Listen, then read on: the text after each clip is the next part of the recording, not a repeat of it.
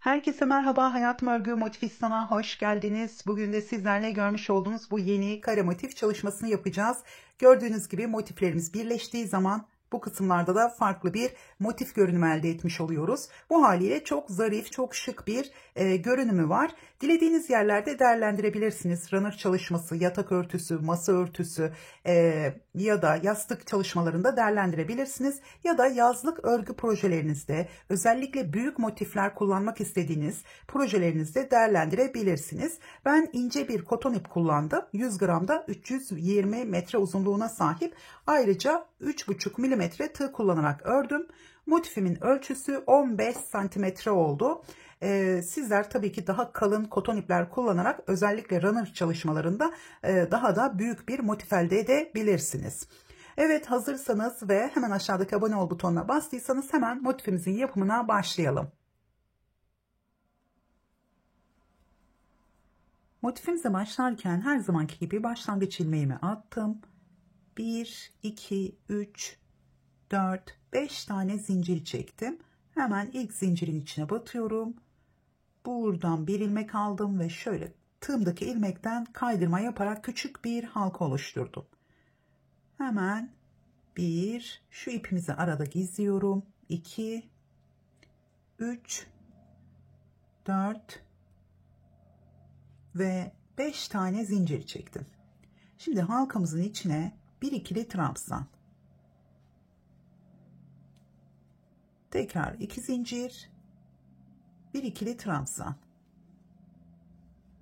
2 zincir, bir ikili trabzan. Toplamda 8 tane ikili trabzan yapacağız ve aralarda 2 zincirimiz var.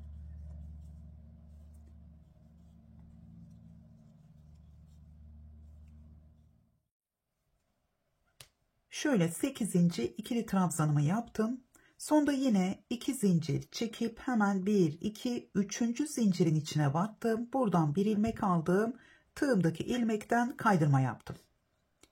Şimdi hemen ilk boşluğun içine yine kaydırmayla geldim. Bu şekilde 1, 2, 3 zincir ve bir ikili trabzan yapıyorum. İlk boşluğun içinde 2 tane ikili trabzanımız var.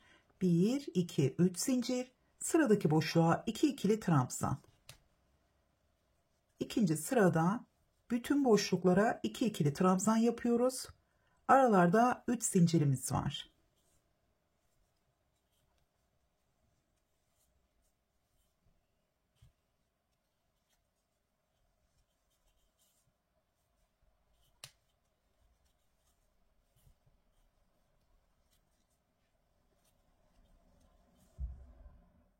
Sırayı tamamladım. Başladığım yere tekrar geldim. 8 tane ikişerli trabzan grubu yaptım. Şimdi burada sonda yine 3 zincir çekip burada ilk zincirin içine batıyorum.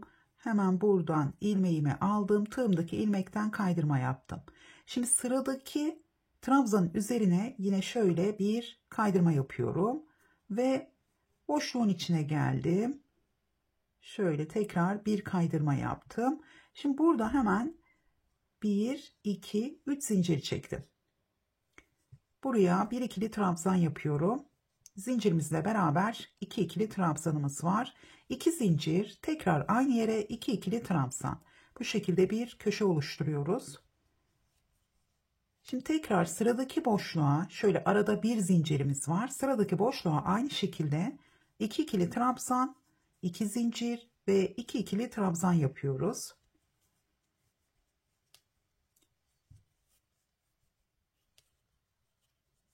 Şimdi tekrar bir zincir ve sıradaki boşluğa yine 2 ikili trabzan, 2 zincir ve 2 ikili trabzan. Üçüncü sırayı aynı şekilde tekrar ediyoruz.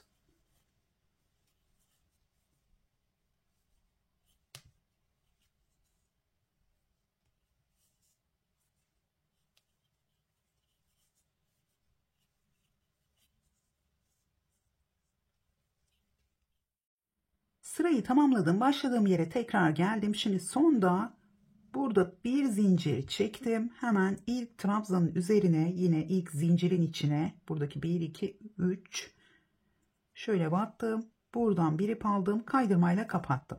Şimdi biraz şöyle ilmeğimi uzatıyorum. Çok fazla değil. Biraz uzattım. Buraya geriye batacağız. Yani şöyle boşluğun içinden hemen ipimi aldım. Şöyle 2 ilmeği birlikte topladım. Daha sonra 2 zincir de çekebilirsiniz ya da bu 2 ilmeğin şöyle ikinci ilmeğin arasından şöyle bir ilmek aldım. İkisini birlikte topladım. Bu şekilde buraya bir ikili trabzan yapmış olduk. Şimdi sıradaki trabzanların üzerine yine trabzan yapıyorum. Şöyle üçüncüsü oldu. Yani bir tanesi bu aradaki bir zincir boşluğuna gelmiş oldu. Şimdi 2 zincir boşluğuna yine 2 ikili trabzan, 2 zincir ve tekrar 2 ikili trabzan yapıyoruz. Şimdi artık motifimizi bu 4. sırada kareye dönüştüreceğiz. Bu bizim ilk köşemiz. Şimdi yine sıradaki 2 trabzan üzerine 2 ikili trabzan, şöyle bu aradaki bir zincir boşluğuna bir ikili trabzan. Bu bizim ilk köşemiz. Şimdi 1, 2, 3 zincir. Zincirlerimizi biraz gevşek çekelim. Hemen sıradaki 2 zincir boşluğuna bir sık iğne. Tekrar 1, 2, 3 zincir, bir ip aldım. Şimdi sıradaki bir zincir boşluğuna bir ikili trabzan, ikinci köşemize başlıyoruz. Yine trabzanların üzerine trabzan.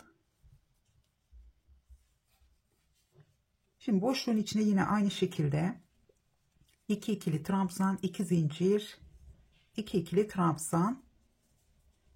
Bu da ikinci köşemiz oldu. Hemen sıradaki şu 2 trabzanın üzerine de yine trabzanlarımı yapıyorum. Hemen sırada gelen bir zincir boşluğuna yine bir tane ikili trabzan yaptım. Yani burada köşelerde 5 tane trabzanımız var bu şekilde. Şimdi yine 3 zincir ve sıradaki 2 zincir boşluğuna bir sık iğne. Tekrar 3 zincir. Yine buraya aynı şekilde şu bir zincir boşluğundan başlıyoruz. Köşemize devam edelim.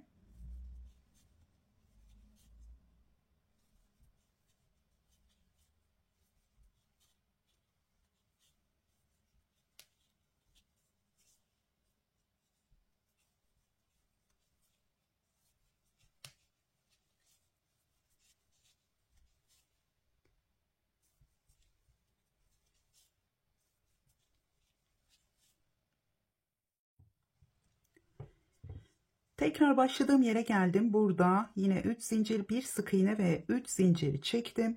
Şimdi hemen şu ilk trabzanın üzerine batıyorum. Buraya kaydırmayla bağlayacağım. Şimdi tekrar ilmeğimi biraz uzattım ve yine şöyle geriden şöyle ilmeğimi aldım. Biraz uzatarak ikisini birlikte topladım. Şimdi yine ikinci ilmeğin içine batıyorum. Dediğim gibi burada yine zincir çekerek de şöyle 3 tane zincir çekerek de yine bir trabzan yapabilirsiniz. Şimdi sıradan devam ediyorum. Burada artık köşenin içine kadar trabzanların üzerine hep ikili trabzan yapacağız.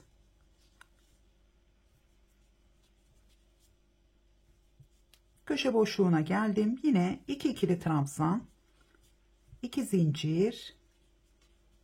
Şöyle bakın burada sadece bir tane arttırma yapmış olduk başlangıçta. Tekrar burada 2 zincir, 2 ikili trabzan. Şimdi trabzanların üzerinden devam ediyorum.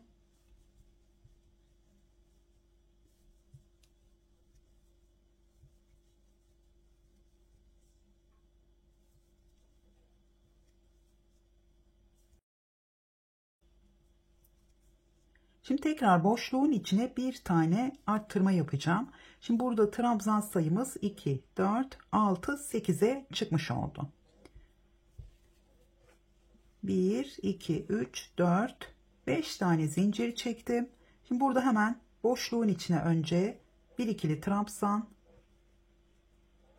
Şimdi tekrar trabzanların üzerine yine trabzan yapacağız. Köşede de aynı şekilde 2 ikili trabzan, 2 zincir, 2 ikili trabzanla devam ediyoruz.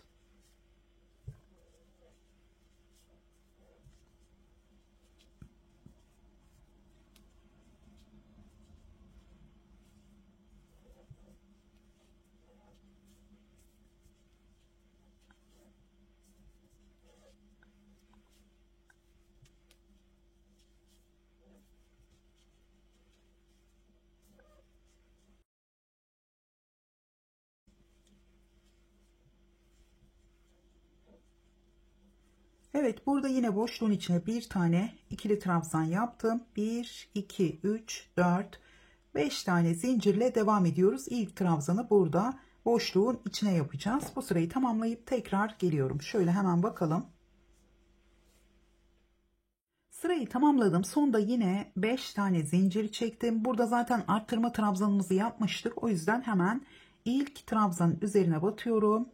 Şöyle buraya bir kaydırma yaptım. Şimdi bu sırada 3. trabzanın üzerinden başlayacağız. İlkinin üzerine kaydırma yaptım. Tekrar şöyle ilmeğimi çok sıkı tutmuyorum. İkincinin üzerine bir kaydırma ve üçüncünün üzerine de kaydırmayla geldim. Şimdi üçüncünün üzerine kaydırma yaptım. Hemen üzerine 3 zincir çektim. Yani bu bizim 3. trabzanın üzerindeki ilk trabzanımız. Şimdi yine sırayla trabzanlarımıza devam ediyoruz. Artık bu sırada eksiltme yapmış olduk. 2 tane trabzan. Hemen köşe boşluğunun olduğu yere kadar 2, 4, 6 tane trabzan yaptım. Köşe boşluğuna yine 2 ikili trabzan, 8 tane trabzanımız oldu burada. Tekrar 1, 2 zincir, hemen 2 ikili trabzan daha yapıyorum. Şimdi sonda 2 tane trabzanımız kalana kadar yine trabzanların üzerine ikili trabzanlar yapalım.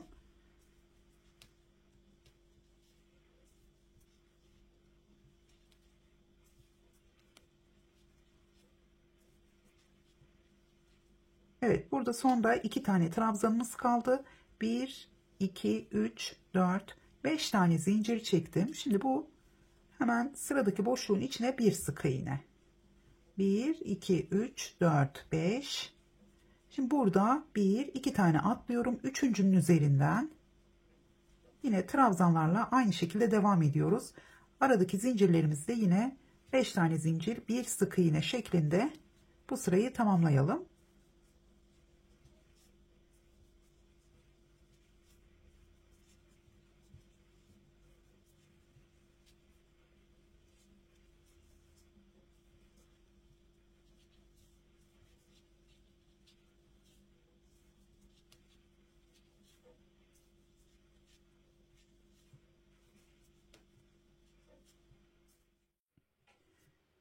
Sırayı tamamladım. Başladığım yere tekrar geldim. Burada 5 tane zincir çektim. Şimdi burada yine ilk trabzanın üzerine ya da ilk zincirin üzerine şöyle batıyorum. Kaydırmayla kapattım.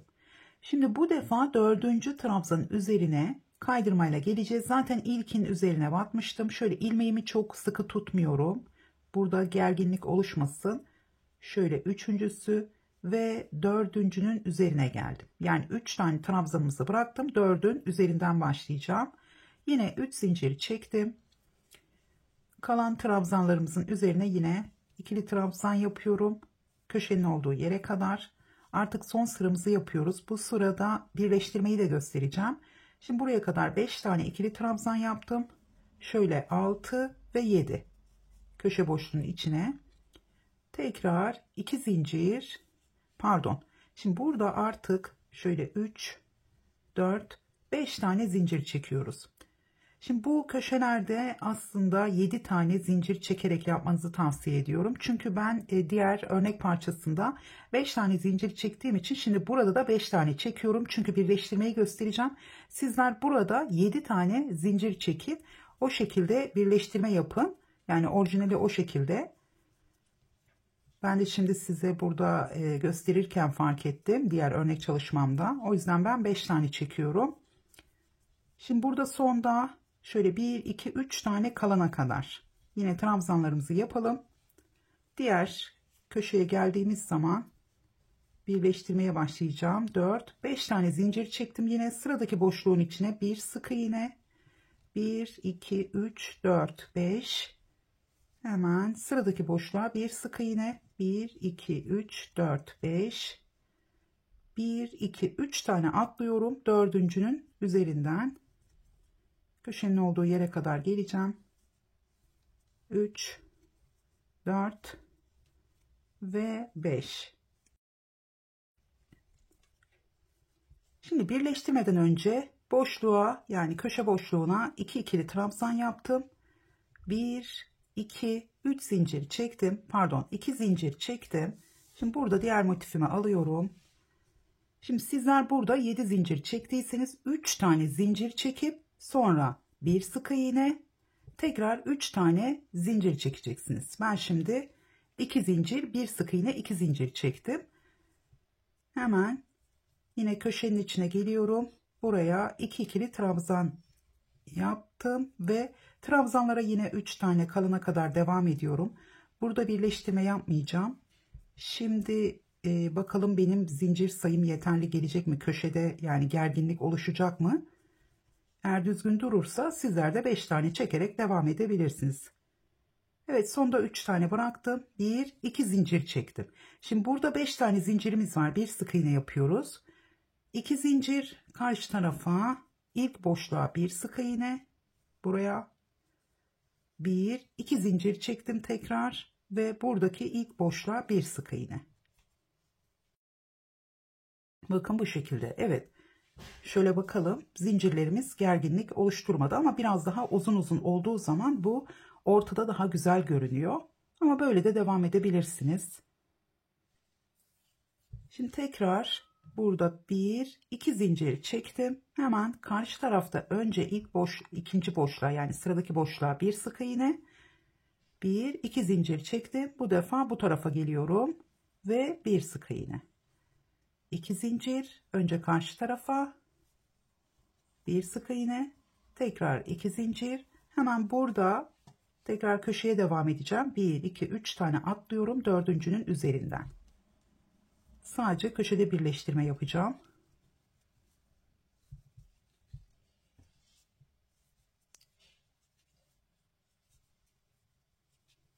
Evet, tekrar köşenin içine 2 ikili trabzan. Şimdi burada 1 2 zincir çektim. Yine karşıdaki köşe boşluğuna bir sık iğne, 1 2 zincir, buraya geliyorum. Köşeden devam ediyorum. Şimdi tek bir kenarı birleştirdiğimiz için iki kenarı birleştirdiğiniz zaman, onu da hemen göstereceğim. Devam edeceksiniz birleştirmeye bu ikinci kenarda da. Yani sadece bu trabzanları yaptıktan sonra zincirlere geldiğiniz yerde devam edeceksiniz. Evet, sonda yine 3 tane şöyle 1 2 3 1 2 3 4 5 tane zincir çektim. Sıradaki boşluğa bir sık iğne. Aynı şekilde devam ediyoruz.